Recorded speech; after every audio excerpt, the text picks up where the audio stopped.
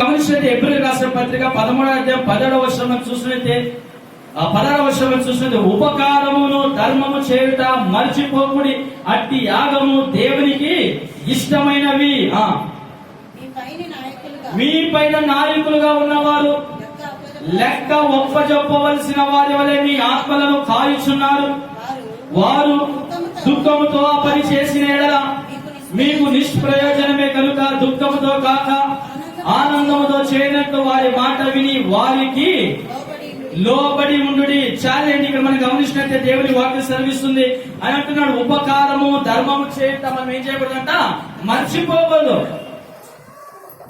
ఎందుకని నిన్న ఒక రోజు నేను ఒక సిగ్నల్ లో ఒక వ్యక్తి అడుక్కునేటువంటి వ్యక్తి వచ్చాడు. బాగా వయసు అయిపోయింది.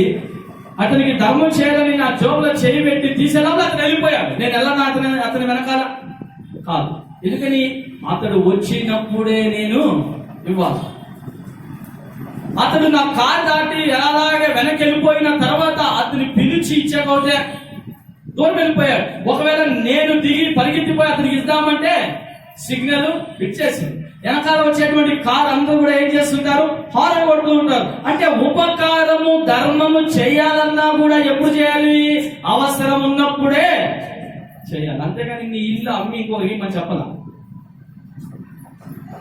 నీకు అవసరమే, కానీ నువ్వు ఉపకారం చేయాలి, నువ్వు ధర్మం చేయాలి, మంచిదే. ఆ ఉపకారము ఆ ధర్మము చేయాలన్నప్పుడు నీ ఇంటి దగ్గరికి, నీ వాకిలి దగ్గరికి ఎవరైనా వచ్చినప్పుడు నువ్వు వారికి సహాయపడాలని అనుకున్నప్పుడే వారికి చేయాలి. కానీ మరలా ఆ సమయం నీకు రాకపోవచ్చు.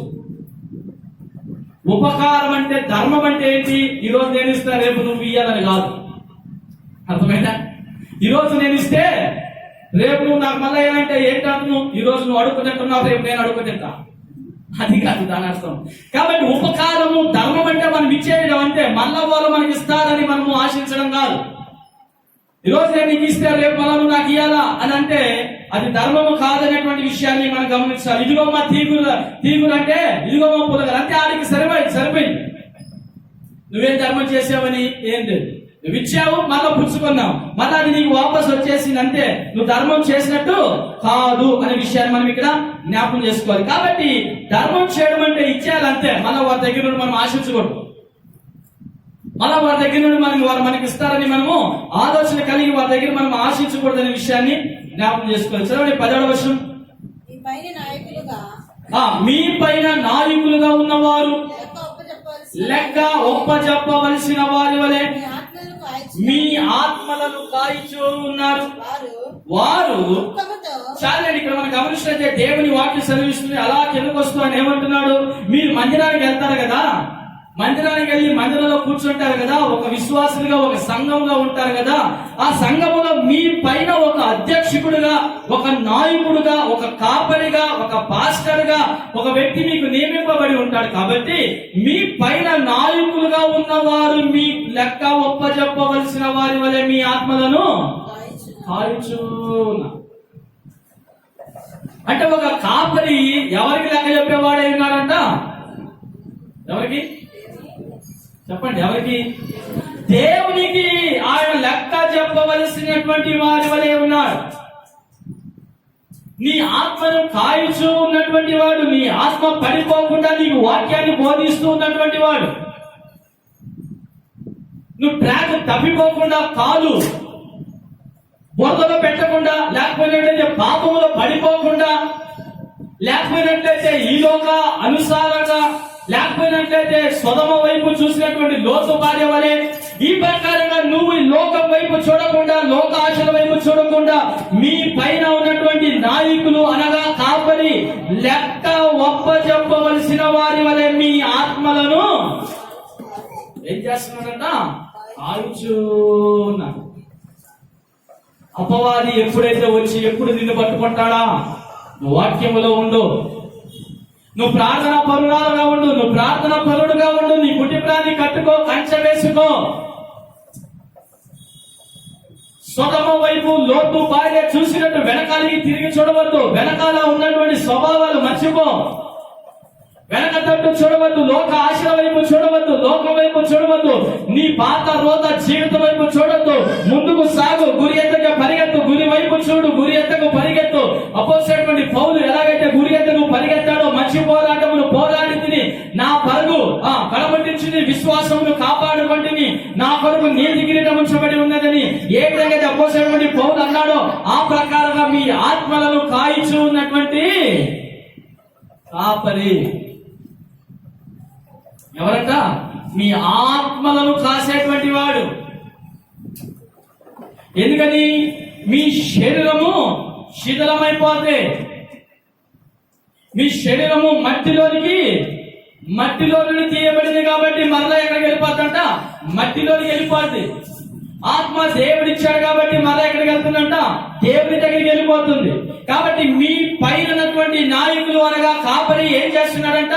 మీ ఆత్మలను ఏం చేస్తున్నాడంట? కాయిచూ ఉన్నాడు.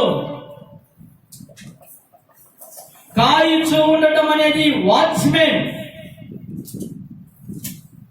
ఏ యొక్క దుష్ట మృగాలు వచ్చి తీసుకెళ్లకుండా, ఏ యొక్క అపవాది క్రియలు వచ్చి పట్టుకోకుండా, అపవాది వచ్చి పట్టుకోకుండా, శరీరాశలు నేత్రాశలు జీవపు డబ్బముకు లోనైపోకుండా, పాపములకు బానిసలైపోకుండా, భయంకరమైనటువంటి పాప అంధకార ఉరిలో చిక్కుకోకుండా మీ ఆత్మలను కాయిస్తున్నటువంటి వ్యక్తిని ఏమంటారంట? మీ పై నాయకుడు. మీ పైన నాయకుడు ఏం చేస్తున్నాడంటే ఆత్మలను ఏం చేస్తున్నాడు? కాచుచూ ఉన్నాడు. ఎందుకు కాస్తూ ఉన్నాడు? లెక్క చెప్పాలి ఒకరోజు దేవునికి. ఏం చెప్పాలా? లెక్క చెప్పాలి. కాబట్టి ఏం చేస్తున్నాడంట? కాచుచూ ఉన్నాడు. వారు దుఃఖముతో ఆ పని చేసిన ఎడల మీకు నిష్ప్రయోజనము. వారు దుఃఖముతో ఆ పని చేసిన ఎడల, ఎవరంట? వారు మీ పైన నాయకులుగా ఉన్నటువంటి వారు దుఃఖముతో ఆ పని చేసిన ఎడల మీకేంటంట? ప్రయోజనమే ఉండదు. మీ కాపరి లేకపోతే మీ పాస్టర్ సంతోషించాలంటే మీరేం చేయాలి? చాలాసార్లు ఆన్సర్స్ రావచ్చు. ఏం చేయాలంట? మాట వినాలి, తర్వాత మందిరానికి క్రమంగా రావాలి, తర్వాత లోబడాలి. గొర్రెల కాపరికి గొర్రెలు ఏం చేయాలంట? లోబడాలి. కాబట్టి ఆ ప్రకారంగా ఉన్నప్పుడు ప్రయోజనం ఉంటుంది. కానీ ఆ ప్రకారం కాకుండా ఒకవేళ నేను పైకి బాగా మీతో బాగా ఉన్నట్టుగా కనపడి లోపల బాధపడుతున్నాను అనుకోండి, మీ పట్ల మీకేంటి? నిష్ప్రయోజనం. అయ్యో ఈ వ్యక్తికి ఎంత వాక్యం చెప్పాను, అయ్యో ఆమెకి ఎంత వాక్యం చెప్పాను, అయ్యో వాళ్ళకి ఎంత కష్టపడి నేను వాక్యం చెప్పాను, మారు మనసు పొందాడు, అయితే ఏంటి ఈ రోజు ఇలా మర్చిపోయారే? అదేంటది? సంతోషమా దుఃఖమా? దుఃఖం. ఒకవేళ పైకి కనపడకపోయినా లోపల ఒకవేళ నేను దుఃఖపడుతున్నాను అనుకోండి, దాన్ని బట్టి మీకేమొస్తుందంట? నిష్ప్రయోజనం. నిష్ప్రయోజనం అంటే ఏంటి?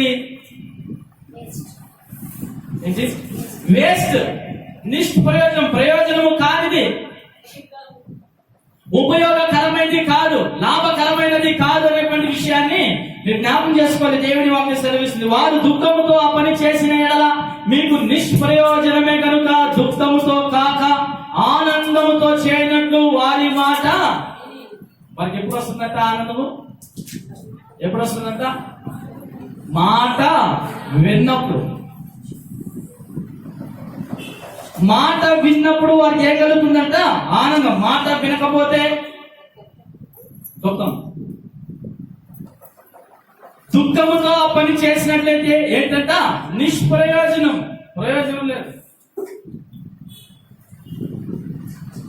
అయితే వారి మాట విని దుఃఖముతో కాకుండా ఆనందముతో చేసినట్లయితే, వారి మాట విని వారికి లోబడినట్లయితే అది ఎలా ఉంటుందంట?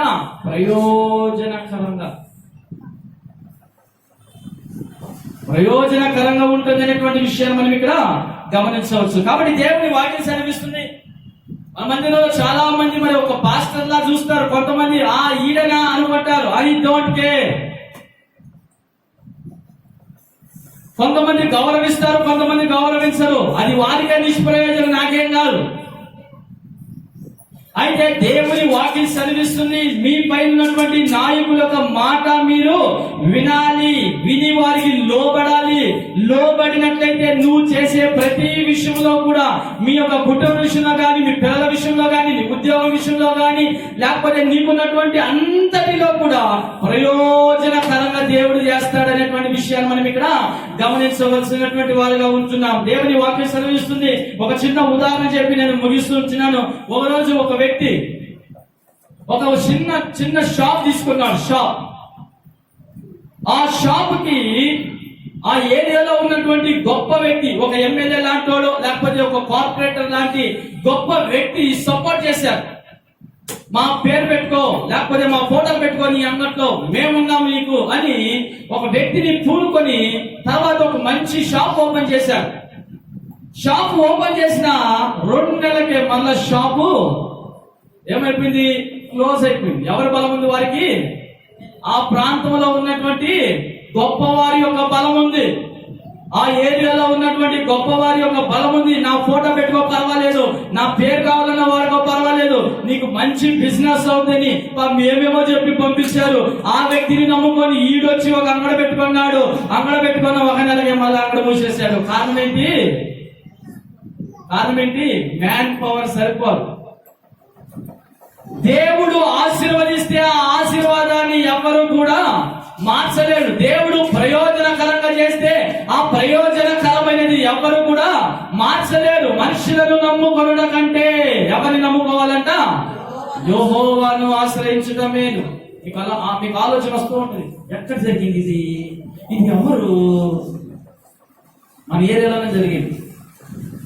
అయితే దేవుని వాక్యం సెలవిస్తున్నట్టు మనం గమనించినట్లయితే, మనం ఏది చేసినప్పటికీ కూడా ప్రయోజనకరంగా చేసేది ఎవరంట? దేవుడు. మన పొలాలలో మనము ఒక విత్తనం వేస్తాం, ఆ విత్తనాన్ని వృద్ధి కలుగు చేసేది ఎవరు? దేవుడే. తగిన సమయంలో వర్షాన్ని ఇస్తున్నాడు దేవుడు. తగిన సమయంలో దేవుడు ఆ యొక్క చెట్టును వృక్షంగా మారుస్తున్నాడు. ఆకులు వస్తున్నాయి, ఆకులు వచ్చిందే కాకుండా పూత వస్తుంది, పూత వచ్చిందే కాకుండా పూతల నుండి ఆయిల్ వస్తుంది.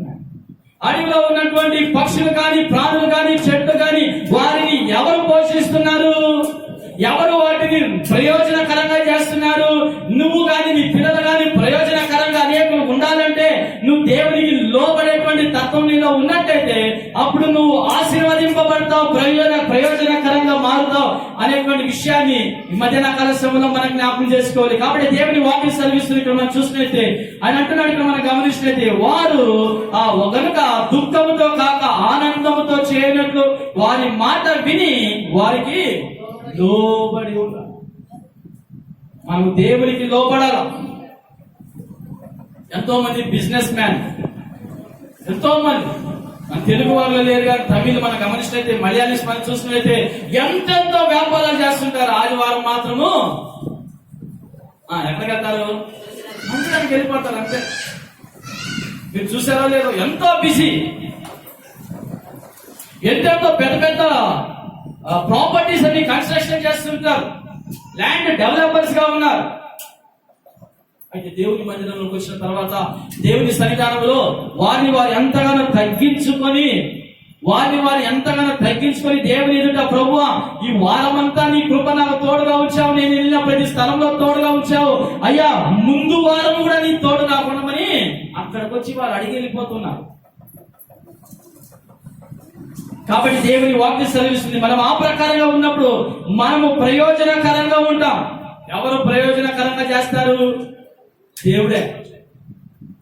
ఏ మనిషి కూడా మనం ఏం చేయలేడంట, ప్రయోజనకరంగా ఏ మనిషి చేయడు. సాధ్యమైతే వెనకాల లాగుతాడంతే,